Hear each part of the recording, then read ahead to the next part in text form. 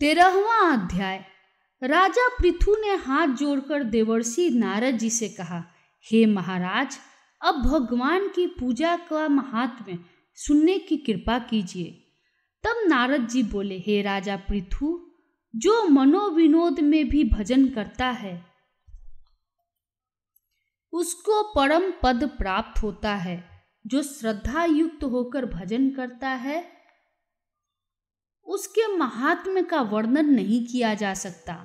इस संबंध में मैं एक अति प्राचीन इतिहास सुनाता हूँ, ध्यान पूर्वक सुनो।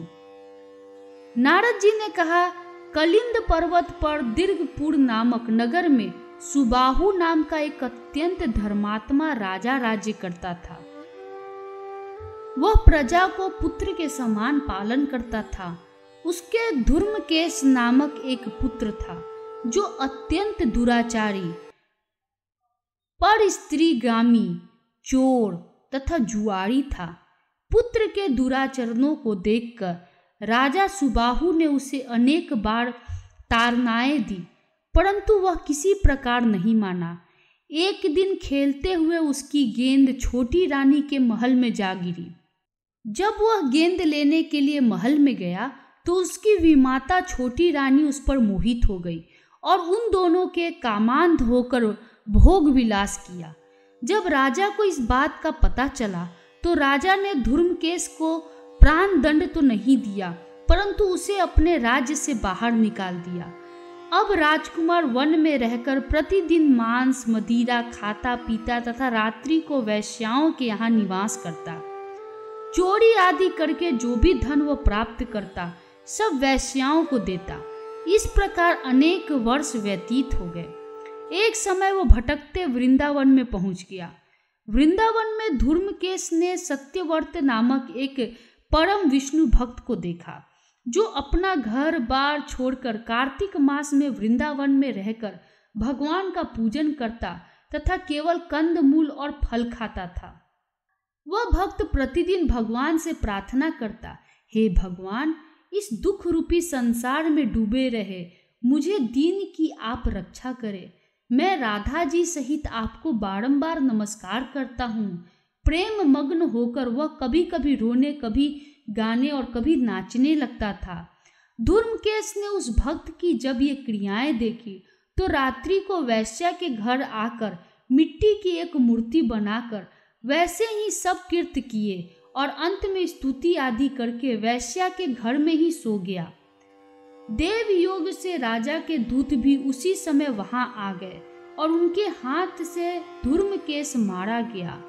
यमदूत उसको महापापी समझकर मारते हुए पकड़कर यमराज के पास ले गए। धूर्मकेश को देखते ही यमराज अपने सिंहासन से खड़े हो गए और पाद्य अर्घ आदि देकर उसका सत्कार किया। फिर अपने दूतों को फटकारते हुए कहा, तुमको धिक्कार है। जब हमने यह आज्ञा दी हुई है कि विष्णु भक्तों को यहाँ पर मत लाओ, फिर धूर्मकेश को यहाँ पर क्यों लाए? उसने कार्तिक मास का व्रत वृंदावन धाम में चाहे हास्य ही में किया, फिर भी वह बैकुंठ में जाने का अधिकारी है। बैकुंठ में भेजने के पूर्व यमराज ने धूर्मकेतु को अपने निकट बैठाकर कहा, भगवान की भक्ति 9 प्रकार की है। उनकी कथा सुनने से राजा परीक्षित, कीर्तन से सुखदेव, स्मरण से प्रहलाद, पाद सेवा से लक्ष्मी, पूजा से पृथु, वंदना से अक्रूर, दास्य भाव से अर्जुन तथा आत्मनिवेदन से राजा बलि जिस प्रकार परम पद को प्राप्त हुए हैं, उसी प्रकार चाहे हास्य से ही तुमने भगवान की पूजा की, मगर फिर भी तुम स्वर्ग के अधिकारी हो। यद्यपि अपने जीवन में किए गए पापों और दुष्कर्मों के कारण तुम घोर नरक के अधिकारी थे, परंतु क्योंकि तुमने कार्तिक मास में भगवान की पूजा की है, अतः अब निश्चय ही तुम्हें वैकुंठ प्राप्त होगा। कार्तिक मास में की गई भगवान की पूजा निरर्थक नहीं जाती। जहाँ पर भगवान शालिग्राम है वहीं पर गंडकी नदी तथा अन्य तीर्थ हैं। धूर्मकेश को शास्त्रों का कुछ भी ज्ञान नहीं था, अतः उसने हाथ जोड़कर यमराज से पूछा, हे स्वामी, भगवान सब नदियों को छोड़कर गंडकी को कैसे प्राप्त हुए? कृपा करके मुझे बतलाइए। यमराज ने कहा, किसी समय वेदशिरा नामक ऋषि सब लोगों के हित की कामना से गंगा जी के तट पर तपस्या कर रहे थे। उनके इस घोर तप से भयभीत होकर इंद्र ने ऋषि की तपस्या भंग करने के लिए मंजू घोषा नाम की अप्सरा को भेजा। मंजू घोषा उस रमणीक स्थान में क्रीड़ा करती हुई अपने रूप और यौवन का प्रदर्शन करके हाव भाव दिखाने लगी। फिर उसी रोमांच खड़े हो गए।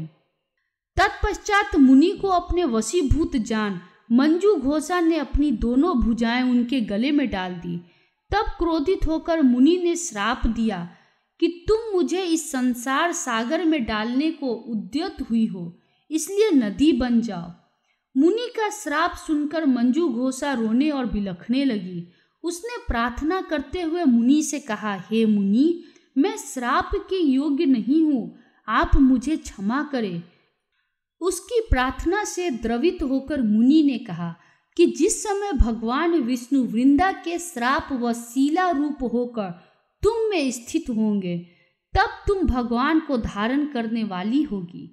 इस प्रकार मेरे द्वारा दिया गया यह श्राप तुम्हारे लिए वरदान से भी अधिक श्रेष्ठ सिद्ध होगा।